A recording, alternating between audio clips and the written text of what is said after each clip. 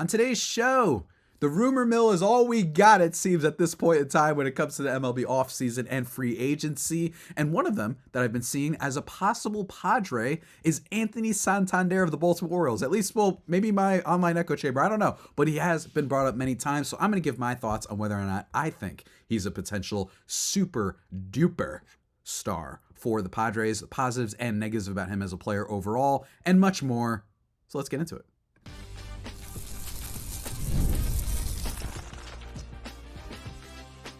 You are Locked On Padres, your daily San Diego Padres podcast. Part of the Locked On Podcast Network, your team every day.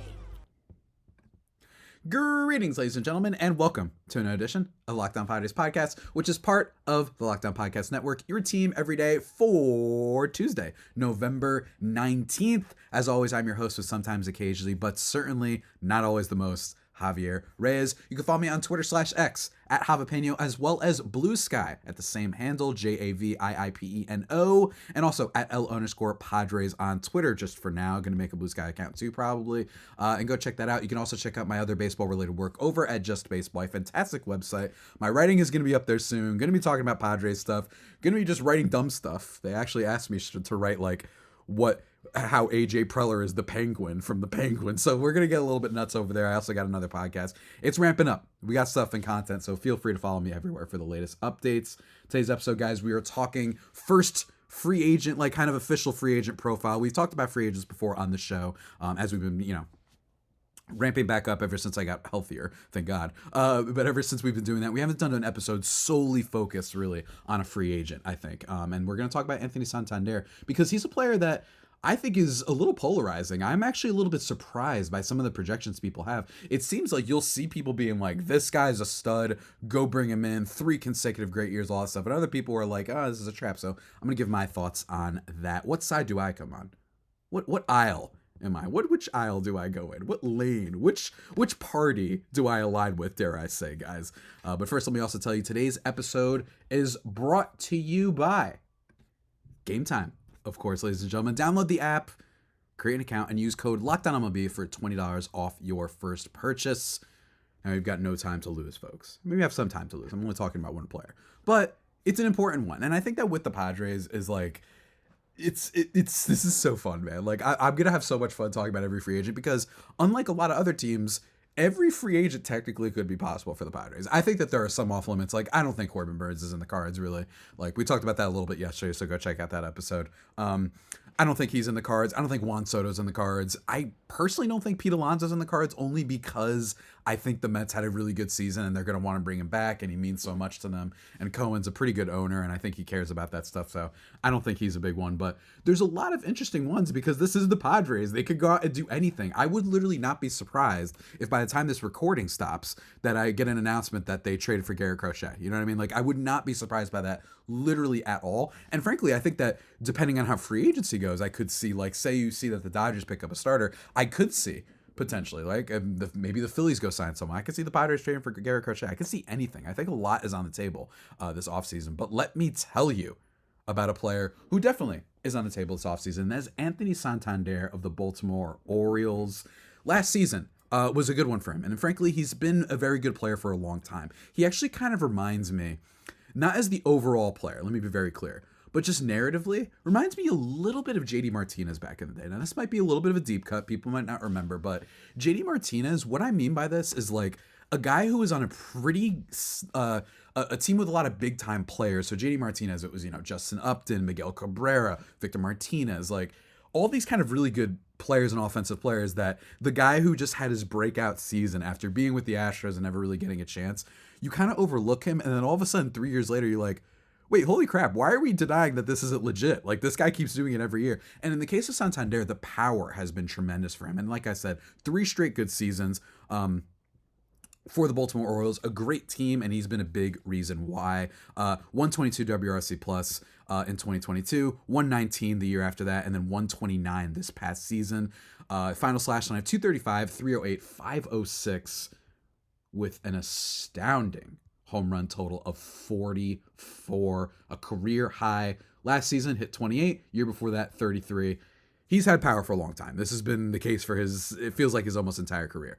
But and by the way, the Padres are also a team that it's like, dang, we could use that. I think that Anthony Santander is one of those players that, like, in fairness, this goes for a lot of free agents sometimes, but I think he's one of those players that if you're already a good team, if you're a contender, having a guy who any at bat could just yeet the ball into another galaxy. Think of it like as a Giancarlo Stanton.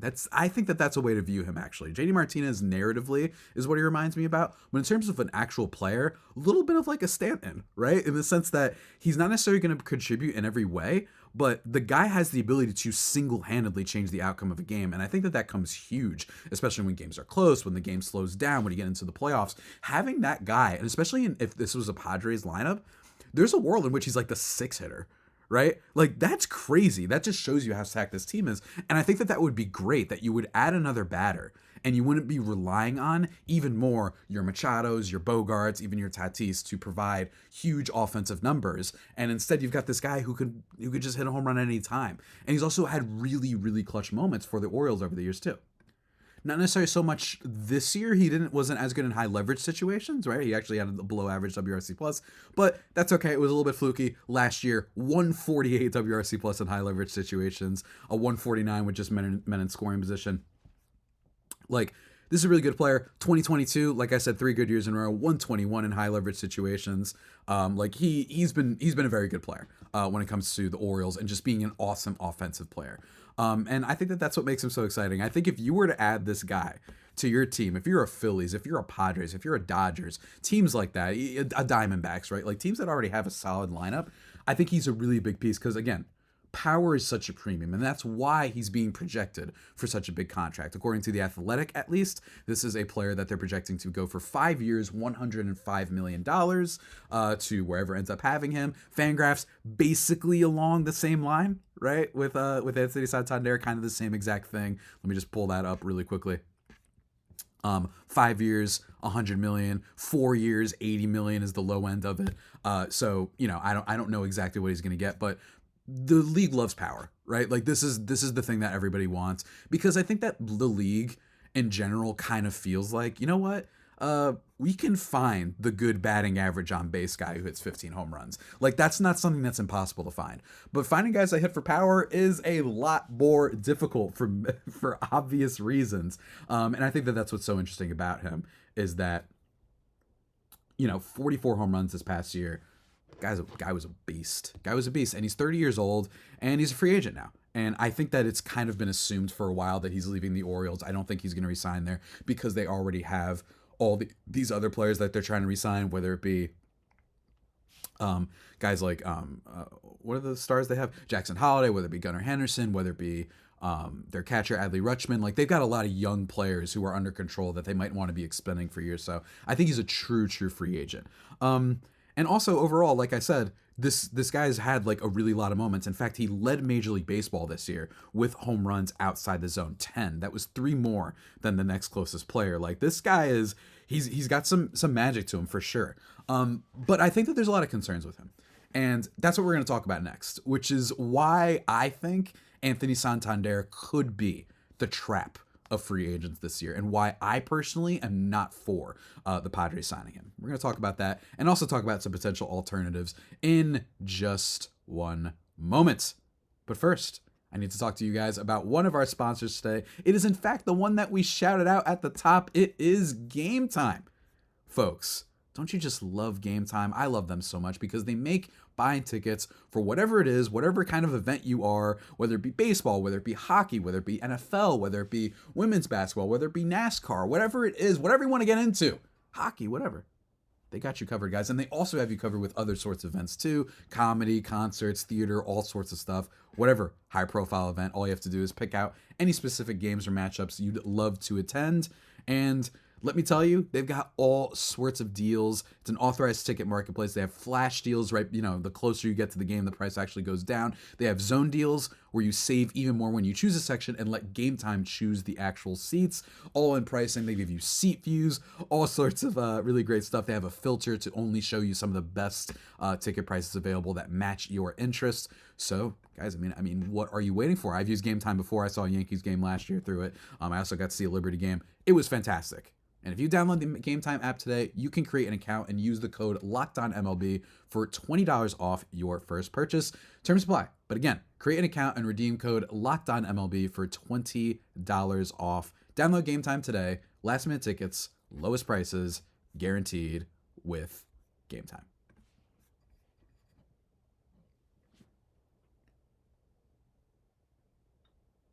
And just like that, we are back, thriving and vibing to segment number 2, and why I'm going to tell you guys why this Padres would be idiots to sign Anthony Santander. Okay, of course I'm being hyperbolic. I don't think they'd be idiots to do it. I still think Anthony Santander could have a good moment. I think that he could absolutely be good, even for 5 years, $105 million. But let's talk about some of the negatives and why he scares me as a potential player for not just the Padres, but any team, frankly, in general. First of all, 5 years, 105. That's a big contract for a guy who's turning 30. Guy who is 30. And in general, he fits my bill. This is going to get a little bit, not necessarily empirical and just a vibe thing. But players like him, who a lot of his production relies on power when they're 30 years old and you're giving them these big deals, and it's not like he's a all-timer prospect. I mean, I compared his kind of vibe to Stanton before. When you have all that going for you, I just wonder a little bit, like, what if the power falls off? You know what I mean? When you're a player that just has really great batting average, on base skills, and good contact skills, like, sometimes you can at least be a productive player. Well, there is a world in which Anthony Santander could fall off if the power falls off. In fact, we've seen it before. In 2021, the power was not there. Granted, only played 110 games. He is the type of player that could go on like a stretch and completely save his season. That's totally possible. But the downside, only 110 games. That was one of the seasons he wasn't healthy with the Orioles. Kind of the only season he wasn't healthy, by the way. He slashed .241 with a .286 on base, .433 slugging, 18 home runs on the year, 92 WRC plus. So there is a world in which if the power falls off, he might not be as productive a player. And that's a totally valid concern for many free agents. And again, I just mentioned batting average. I'm not saying that the contact skills don't fall off either, but in my experience, power hitters like this do give me a little bit of concern. And for 5 years, $100 million, especially in the position that the Padres are in, $20 million for this guy, I don't know necessarily if they want to do that, especially for that long. Now, I will say it's not like they're giving him a 7-year deal. It'd be 5, potentially 4 years, 80. Wouldn't be that bad. But again, it is something worth bringing up. But let me tell you about some of the other negatives. In terms of just the Padres specifically, and again, this is team specific, so I don't want to hate on other teams, but the Padres last year, are we sure they needed power? In fact, offensively, they were great. And as I mentioned on this podcast 176 times before the season and 57 times since the end of the season, frankly, they were bad offensively in 2023 because just they were historically unclutch, and then they rebounded to being historically super clutch, right? So that was great. But I just think that with the players that they have, is this a team that is dying for offense necessarily? Last season, they were first in batting average, 6th in on-base percentage, 8th in runs scored, 7th in slugging, and 10th in home runs. So, do they need a guy that hits for a lot of power? And don't get me wrong, it would be great. I love the idea of having a 5, 6, 7 hitter who just all of a sudden you got one person on base, boom, 2-run home run, we're back into it, or we're in the lead, or we put the game out of reach. That's totally possible, but I don't think this is the type of team that desperately needs power. I mean, just go look up some other teams that might be a little bit busy in the offseason. Cincinnati Reds, they're an up-and-coming team. They were 19th in home runs last year. That sounds like a team that could maybe use a little bit more than the Padres. The Braves, they didn't hit a lot of home runs last year. Now, don't get me wrong. I think they did. They were 4th. My bad. I don't know where I got that from. But Washington Nationals, teams like that. I think in the American League, you can find teams that did not hit as many home runs as they would have liked. You look at the Toronto Blue Jays. There were 26 despite having Vladimir Guerrero Jr. Maybe that's a team for him. Frankly, doesn't he sound like a Blue Jays Santander? I don't know why I think that. Did they have a player that was an S name that is, I don't know where I'm getting this from, but I just don't think that that's necessarily the type of player the Padres need. Not to mention, you've got some players that I actually think it's at least conceivable that they really bounce back. I think it's possible that Xander Bogaerts, that you get more offense out of him. I think it's possible that Jurickson Profar is back next year and he delivers value. I think Tatis can hit 45 home runs if he stays healthy. I think Machado can still hit 30 home runs if he's healthy, right? I think they have players that you can be excited about. Jackson Merrill might be even better next year. He already hit 25 home runs this year. So I don't think this team's dying for power, but don't get me wrong. again, to just counter my counterpoint and my negative here, you always want to make sure you try and get power. It's not something that's a guaranteed thing year to year. And like I said, it's harder to find that than, say, not trying to be mean, but a Donovan Solano type player, great player, loved him, godsend for the Padres this year. It's easier to just try and bargain bin hunt and get a player like Donovan Solano than it is like Anthony Santander. But even still, I don't know if the Padres are dying for power. Another thing with Anthony Santander is the classic thing that I love bringing up, which is his WOBA discrepancy. And it's actually been 2 years in a row that this has been the case, because a lot of his home runs have been pulled fly balls, and WOBA usually doesn't like that because they don't think that that's necessarily something that you can always replicate and it's going to be consistent. But that's for another podcast. Last year, 340 weighted on base, 319 expected. This past year, 345, 328 expected. I think the WOBA discrepancy thing is a bigger deal when it starts happening multiple years in a row, especially for a guy who's now going to be 30 years old. So it's like, did he peak at the perfect time? Is a little bit of a question with Anthony Santander. And also with him, in terms of some other potential peaks, overall, guys, what happens if his on-base skills decline? We just talked about this before. We saw the 92 WRC+, but the highest on-base percentage he's ever had for his career is 325. And for is that something that's going to change? He had to hit 44 home runs this year to be a 3.3 wins above replacement player. Now, don't get me wrong. Power guys like this is sometimes a little bit hard to grasp. Like, everyone knows that Kyle Schwarber in the close games, everybody's terrified of that guy, right? Even though he's not always the most consistent batting average guy or on-base skills guy, but it is still something worth mentioning. And if you consider that his average and on-base percentage have declined a little bit just in the past few years, you didn't see a giant spike in anything. He actually had a lower strikeout rate this year, 23.2%. In 2023, 19.4% this year. The isolated power was great at 271. I'm not saying that. I'm just saying overall. And also, by the way, 225 BABIP is worth bringing up. You know what I mean? But batting average on balls in play, so maybe you get a slight regression there. Maybe his on-base percentage should have been higher. But it's been going down. It's been vacillating back and forth. That is something that worries you. And in general, I threw out before that he had 10 home runs outside the zone, 3 more than the next guy. Is that something that he's going to be able to do again? Because that's not something that's usually replicatable or that you can easily count on, a guy that's just going to always turn stuff that isn't outside the zone into home runs. So that's something to bring out. And he also had 7 more home runs than expected according to StatCast last year. And in general, Santander's 44 home runs this past season were the most in MLB history for a guy with an OPS under 815. i.e., this guy might have just had home run palooza. Now, he's done it before, so it's not totally out of nowhere. But that's a little scary. 815 OPS? And you hit 44 home runs? So what if that falls off? What are you doing exactly? And not to mention, if that falls off, another negative of Anthony Santander is he's one of the slowest players in the sports, which goes back to what I just brought up with the BABIP. So yeah, maybe he should have been like a 240, 250 hitter this year with a 310 on base, but I don't think it makes a giant significant difference because he's really, really slow. And guess what else that lends into? Defense. Not a good defensive player. So this guy, you are paying a player that you need to hit 35 home runs to be like a genuinely really great player for you. And if he hits 30, if he hits 25, that could be a disaster. We're talking about a player that could look like Chris Davis back in the day, whether it be the Oakland one or with a K, or it be the Baltimore Orioles one, where too much of his value, too much of what you need from him is home runs. And that's something that makes me nervous. Do you want to bet on a guy hitting 40 home runs every year? How often has that happened for a player who's 30 years old is my thing. -7 -7 defensive runs saved last year, -2 outs above average.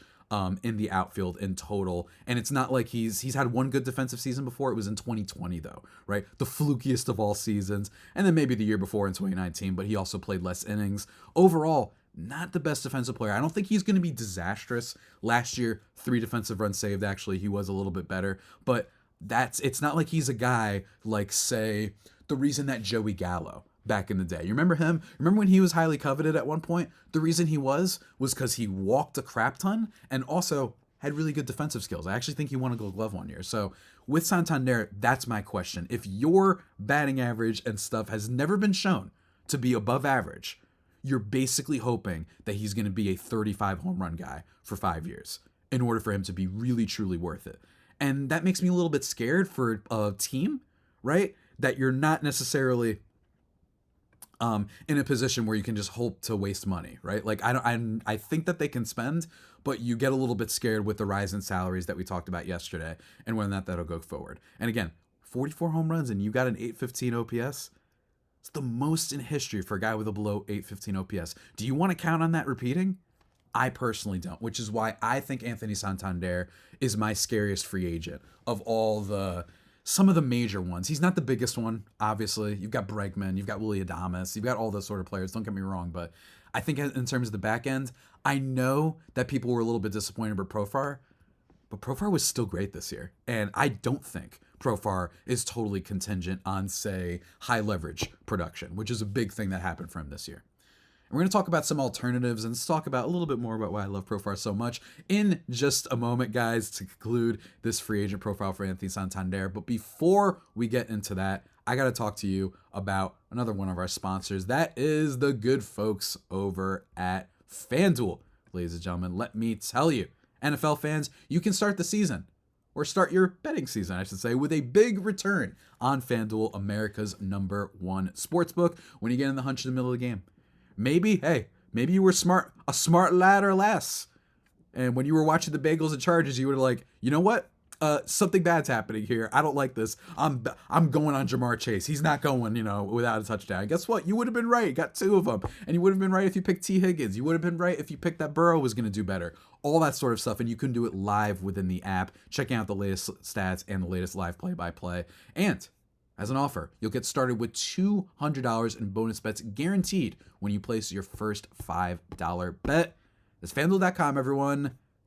Official sportsbook partner of the NFL. Go check it out.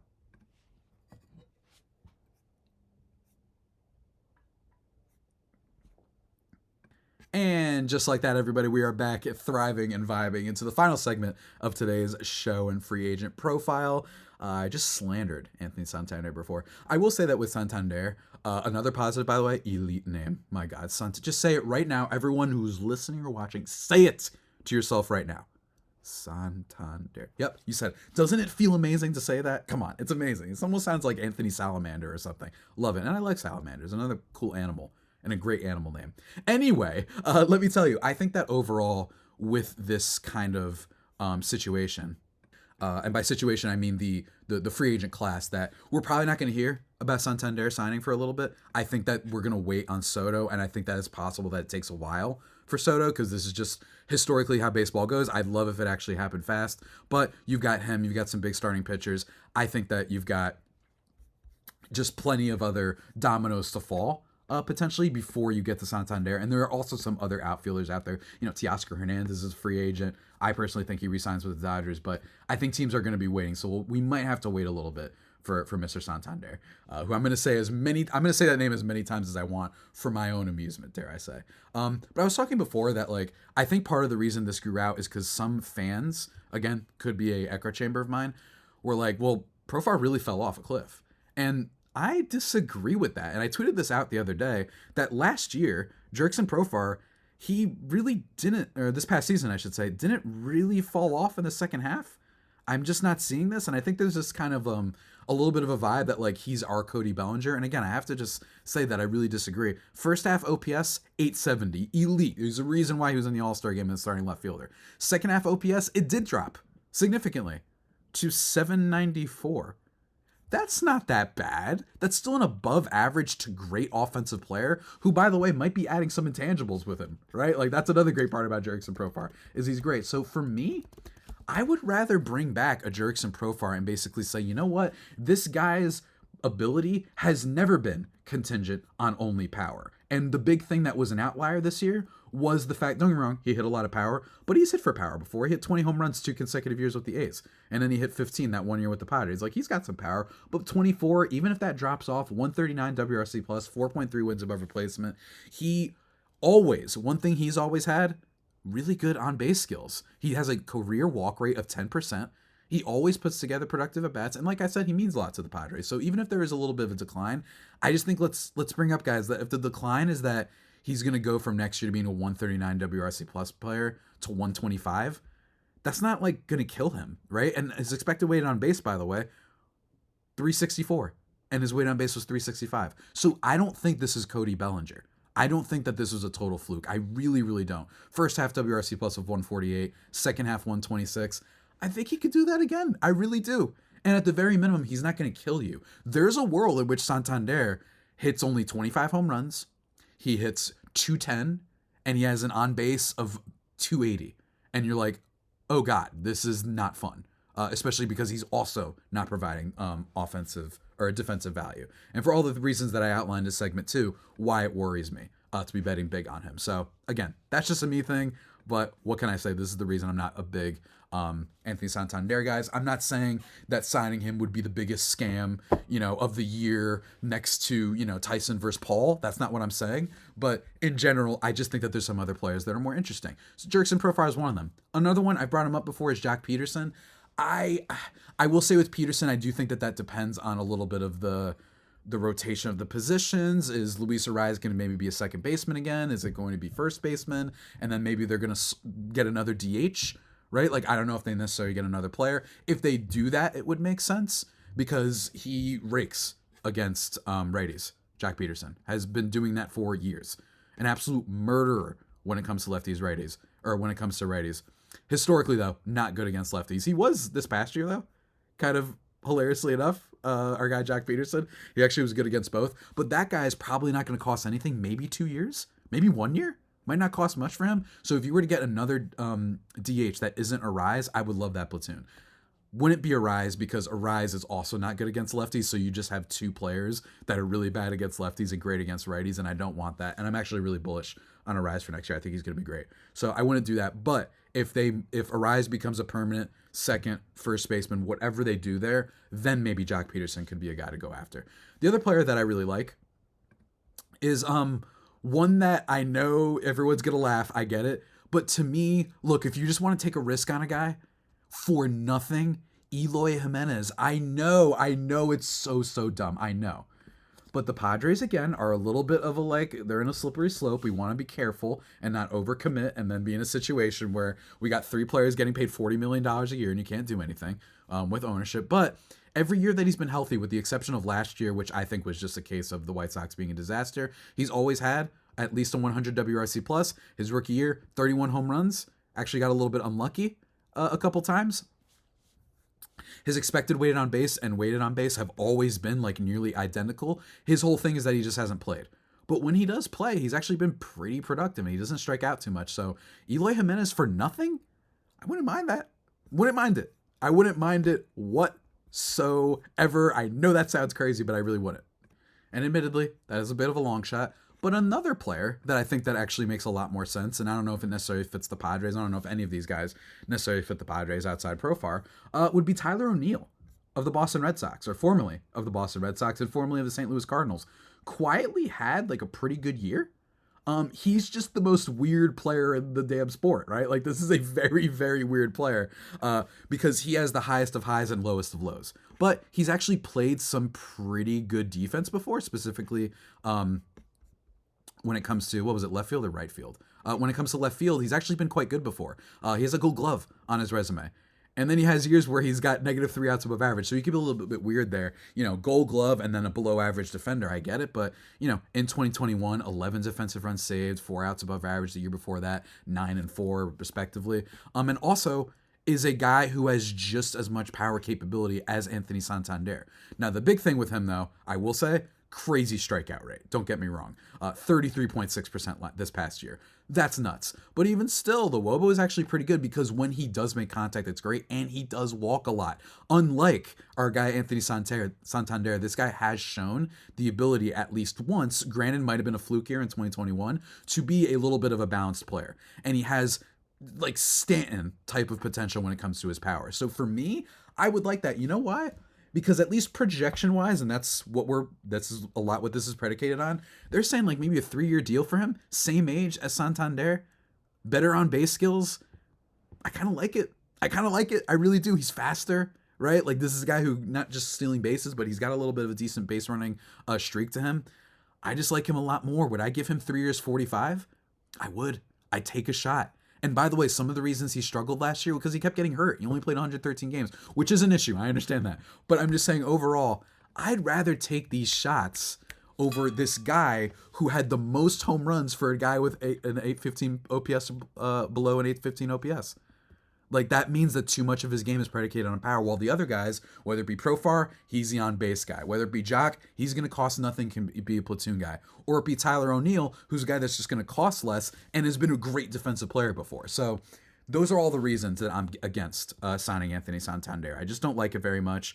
He is a very scary player. I'm not saying he's going to be bad, but for a team that I think is in a position that, you don't want to really miss on a big level with some of these free agents, I don't think that's the one that you want to spend your money on, even if it could be really fun some days and you could get some real Slam Diego moments. But again, that's just me, guys. Leave your opinions and whatnot in the comment section of this video if you want to make fun of me and my dumb glasses and my dumb football Kirby shirt and the stupid squirrel that's on my screen. Whatever you want to make fun of me for, feel free to do that. I'd love to hear your guys' feedback. But that is it. That about does it for today's edition of the Locked On Padres podcast, the only pod that may be better than the Padres themselves. Remember to subscribe to the podcast wherever you get your podcasts from. Follow me on Twitter at Javipeno, JAVIIPNO, or at Blue Sky at the same handle. And of course, go follow Just Baseball, guys. Tomorrow's episode, we're doing a crossover Bryce Patrick. And then Thursday and Friday, don't know which day will be which, but a crossover with Arm Layton of Just Baseball about Roki Sasaki, where he thinks he's going, why he's such a fascinating prospect. And then also going to be doing a player review for one Sergio Erickson Profar, who we talked about today. So fun week of episodes. And until those next times, stay safe and of course, stay faithful, my Friar Faithful homies. Take care.